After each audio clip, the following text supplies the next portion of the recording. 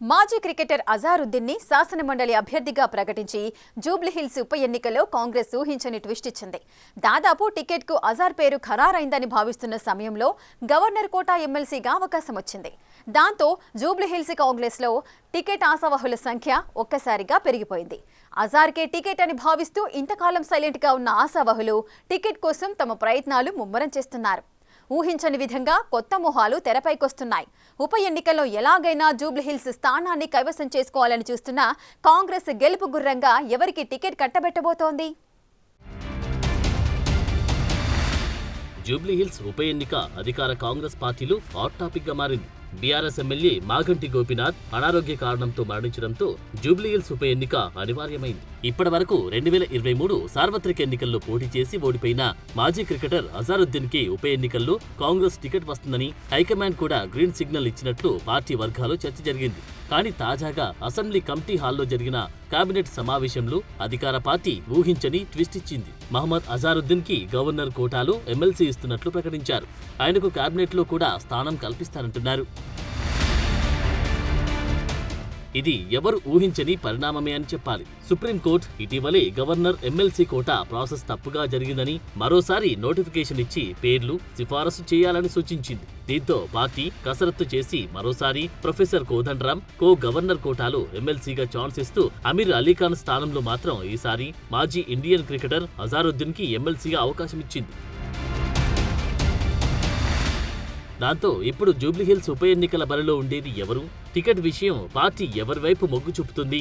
ఎందుకు బరిలో ఉన్న అజారుద్దీన్ కి సడన్ గా ఎమ్మెల్సీగా అవకాశం ఇచ్చిందనే ప్రశ్నలు తెరపైకి వస్తున్నాయి.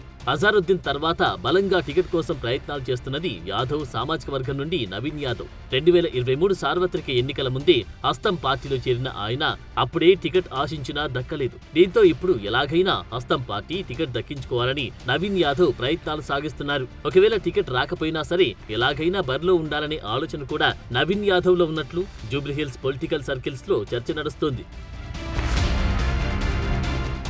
ఇక రెడ్డి సామాజిక వర్గం నుండి Rehmat Nagar division corporator CN Reddy బరిలో ఉన్నారనే చర్చ నడుస్తోంది. ఆయన 2023 సార్వత్రిక ఎన్నికల కంటే ముందే కాంగ్రెస్ పార్టీలో చేరారు. బీఆర్ఎస్ గూటి నుండి హస్తం పార్టీలోకి వచ్చిన మొదటి కార్పొరేటర్ సిఎన్ రెడ్డి. సిఎన్ రెడ్డితో పాటు ఖైరతాబాద్ డీసీసీ ప్రెసిడెంట్ రోహిణి రెడ్డి సైతం టికెట్ ఆశిస్తున్నట్లు సమాచారం. ఇక వారితో పాటు మైనార్టీ కోటాలో ఫహీం ఖురేషీ, ఏఐసీసీ కోఆర్డినేటర్ నుమాండ్లు ప్రయత్నాలు ముమ్మరం చేస్తున్నారట. మరోవైపు యాదవ సామాజిక వర్గం నుండి మాజీ MP working president Anjan Kumar Yadav సైతం తనకు టికెట్ ఇవ్వాలని కోరుతున్నారు. 2023 అసెంబ్లీ ఎన్నికల్లో ముషిరాబాద్ నుండి పోటీ చేసి ఓడిపోయిన అంజన్ కుమారుడు అనిల్ కుమార్ యాదవ్ కి కాంగ్రెస్ రాజ్యసభ సభ్యుడిగా అవకాశం ఇచ్చింది.